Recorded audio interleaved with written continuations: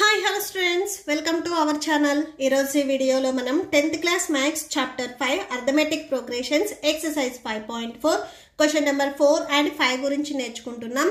మీకు ఈ చాప్టర్ లో ఉన్న all exercises videos, all example videos and ఈ చాప్టర్ ఇంట్రడక్షన్ వీడియో ఈ వీడియో లాస్ట్ లో మీకు ప్లేలిస్ట్ డిస్ప్లే అవుతుంది, చెక్ చేసుకోవచ్చు. క్వశ్చన్ నెంబర్ 4 చూడండి. The house of a row are numbered consequently from 1 to 49. So house numbers వచ్చేసరికి 1 నుంచి 49 వరకు ఉన్నాయి.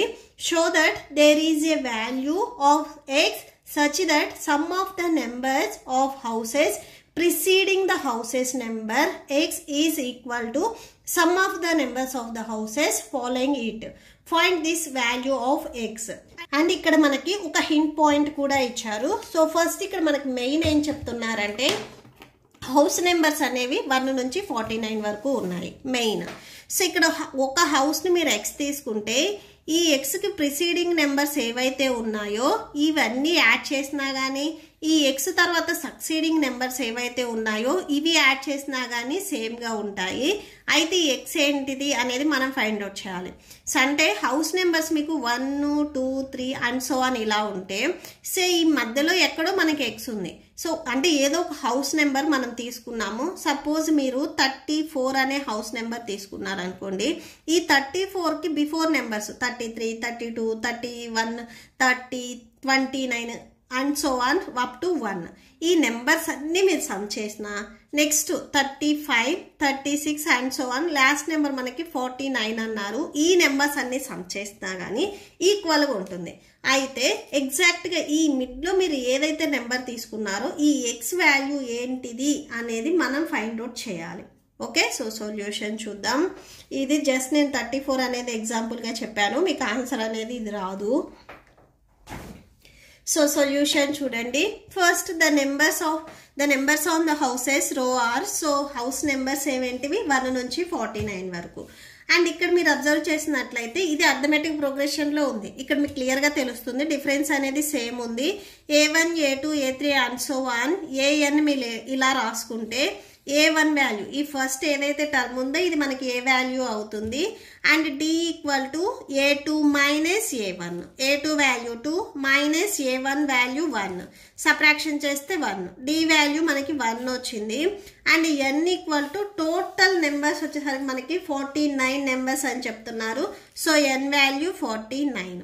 అండ్ క్వశ్చన్లో మీకు ఇక్కడ హింట్ పాయింట్ ఇచ్చారు. Sx minus 1 equal to S49 minus Sx. So ఇది ఫార్ములా. ఈ ఫార్ములాలో సబ్స్టిట్యూట్ చేయాలి అంటే ఫస్ట్ మనకి Sx minus 1 వాల్యూ కావాలి, S49 కావాలి, Sx కావాలి.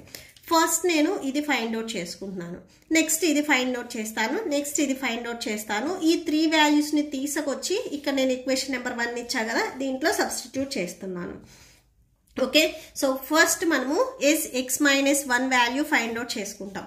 డ్రాయింగ్ గీయాలి అంటే సో మీకు పెన్ను, పెన్సిల్, పేపర్, ఎరేజర్ ఇవన్నీ ఎలా కావాలో ఈ ఫార్ములాలో మీరు సబ్స్టిట్యూట్ చేయాలి అంటే వీటి వాల్యూస్ కావాలి. ఫస్ట్ ఆ వాల్యూస్ అన్ని ఫైండ్ అవుట్ చేసిన తర్వాత లాస్ట్లో సబ్స్టిట్యూట్ చేసుకుంటాము. ఓకే, సో ఫస్ట్ నేను ఈ Sx minus 1 value find out చేస్తున్నాను. ఫస్ట్ మనకు ఒక ఫార్ములా ఉంది, అది రాసుకోండి. Sn equal to n/2 into 2a plus n minus 1 into d. So ఇది ఫార్ములా. సో ఇక్కడ మీరు అబ్జర్వ్ చేసినట్లయితే మనము Sx మైనస్ 1 తీసుకుంటున్నాను అంటే n ప్లేస్లో మీకు ఇక్కడ x మైనస్ 1 ఉంది. సో n వాల్యూ ఇక్కడ మనకి x మైనస్ 1 అవుతుంది. మీకు ఈ ఫార్ములాలో ఎక్కడైతే n ఉందో ఇక్కడ మీరు x మైనస్ 1 అనేది రాసుకోవాలి. Okay, so x minus 1/2 into 2. ఏ వాల్యూ మనకి ఇక్కడ క్వశ్చన్లో 1. సో ఏ ప్లేస్లో మీరు 1 రాసుకోండి plus next n value. So ఇక్కడ n వాల్యూ ఇక్కడ మనకి ఏంటిది x మైనస్ 1. సో n ప్లేస్లో x మైనస్ 1 రాసుకోండి. అండ్ నెక్స్ట్ ఇక్కడ ఆల్రెడీ మీకు మళ్ళీ -1 కంటిన్యూషన్ ఉంది, సో అది రాసుకొని d వాల్యూ 1. ఓకే, సో ఇలా రాసుకోవాలి. నెక్స్ట్ చూడండి that equal to x minus 1/2, 2 1s 2 plus next x -1 add చేస్తే -2, ఈ 1తో మీకు ఈ వాల్యూ మల్టిప్లై చేస్తే సేమ్ వాల్యూ వస్తుంది. So +2 and -2 cancel. ఇక్కడ నెక్స్ట్ చూడండి x -1/2. సో ఇక్కడ +x ఉంది కదా, ఈ x అనేది మీకు ఈ వాల్యూకి మల్టిప్లై అవుతుంది. So into x that equal to x into x x² -1 into x x/2. So ఇది మనకి x -1 వాల్యూ. నెక్స్ట్ మనం ఇంకా S49 వాల్యూ కూడా ఫైండ్ అవుట్ చేయాలి. నెక్స్ట్ ఆ వాల్యూ చూడండి S49. సో ఈ వాల్యూ ఫైండ్ అవుట్ చేయాలంటే ఫస్ట్ మనకి ఫార్ములా రాసుకోవాలి. Sn equal to same formula n/2 into 2a plus n-1 into d. So ఇది ఫార్ములా. ఇప్పుడు మనం S49 వాల్యూ ఫైండ్ అవుట్ చేస్తున్నాము. సో అంటే ఇక్కడ మనకి n ప్లేస్లో 49 ఉంది. సో n వాల్యూ 49 అవుతుంది. So that equal to n value 49/2 into 2 into a value 1 plus next n value 49 -1, d value కూడా same 1. That equal to 49/2, 2 1s 2 plus subtraction చేస్తే 48 వస్తుంది. 48కి వాల్యూ మల్టిప్లై చేస్తే సేమ్ మళ్ళీ అదే వాల్యూ వస్తుంది. So into 48. Okay, so that equal to 49/2 add చేయండి 50 వస్తుంది. 2 and 50 క్యాన్సిల్ చేస్తే 25 వస్తుంది. 49 ఇంటూ 25, ఈ 2 వాల్యూస్ మల్టిప్లై చేయండి 1225 వస్తుంది. సో S49 వాల్యూ 1225 వస్తుంది. ఇక్కడ నేను మల్టిప్లికేషన్ రాస్తున్నాను చూడండి. సో S49 వాల్యూ కూడా కంప్లీట్ అయింది. Next Sx value find out చేయాలి. సో నెక్స్ట్ అది చూడండి Sx equal to, so first ఒకసారి ఫార్ములా రాసుకోండి. Sn equal to n/2 into 2a plus n-1 into d. So ఇది ఫార్ములా. సో Sx వాల్యూ ఇక్కడ n ప్లేస్లో మనకి x ఉంది.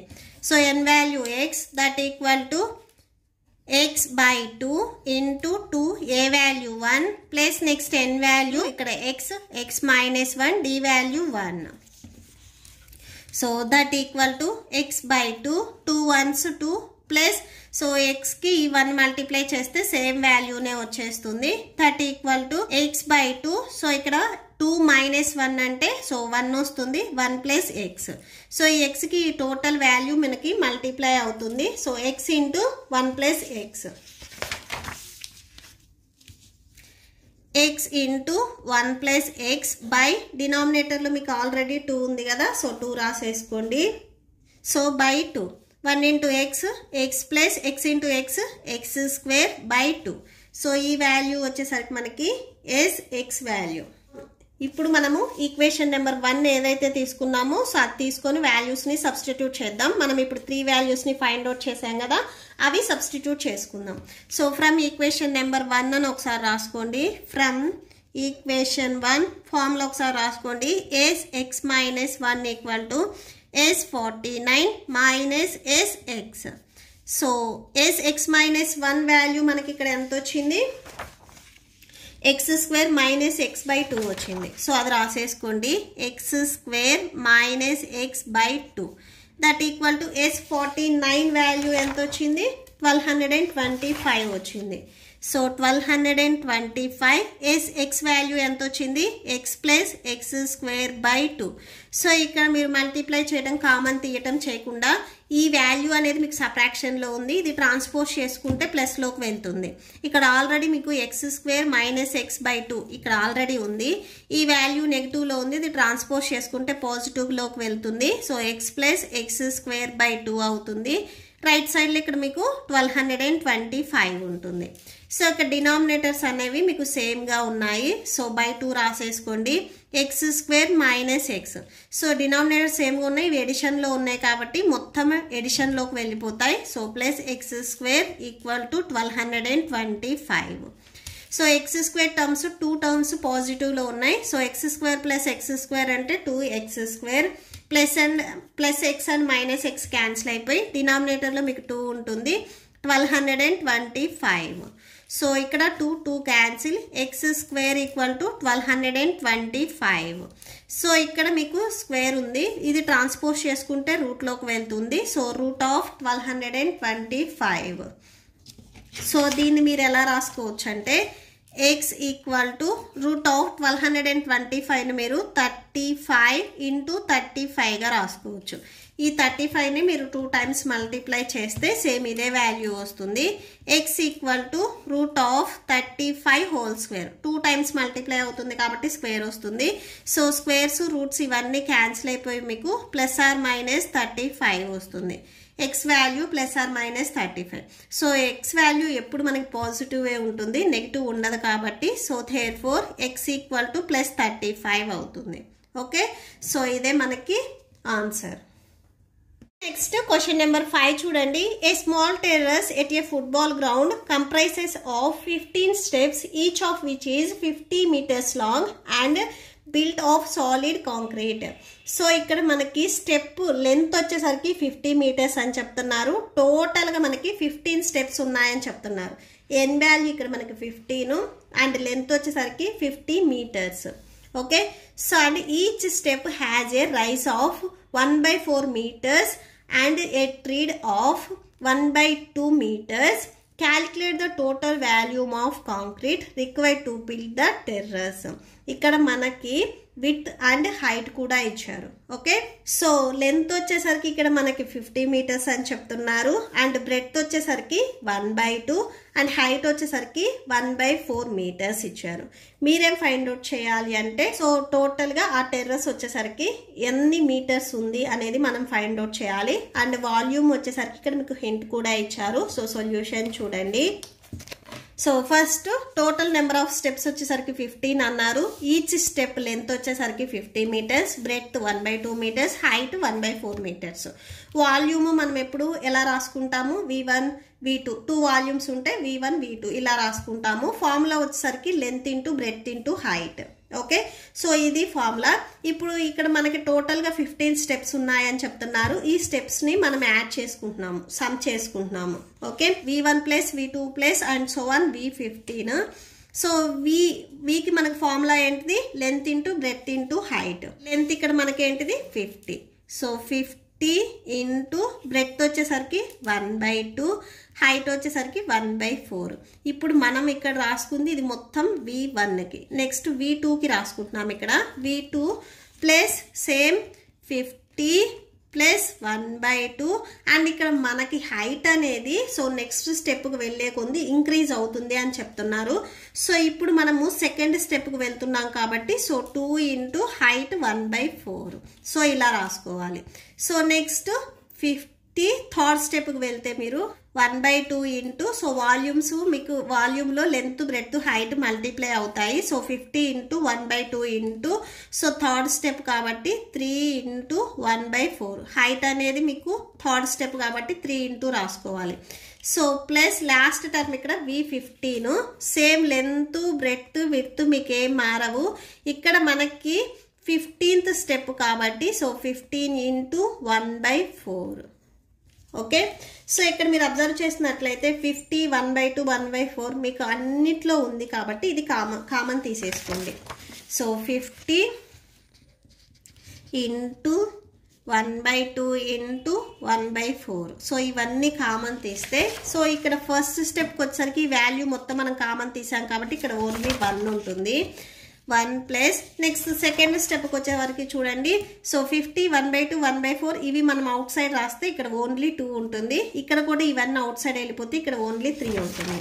సో అంటే 1 ప్లస్ 2 ప్లస్ 3 సో లాస్ట్ స్టెప్కి వచ్చేసరికి సో 15 అనేది మీకు కామన్గా ఉంటుంది. సో ప్లస్ 15 రాసేసుకోండి. Okay, so that equal to 50 into 1/2 into 1/4. So ఈ వాల్యూ మొత్తాన్ని మనము SNకి ఈక్వల్ చేసుకుంటున్నాము.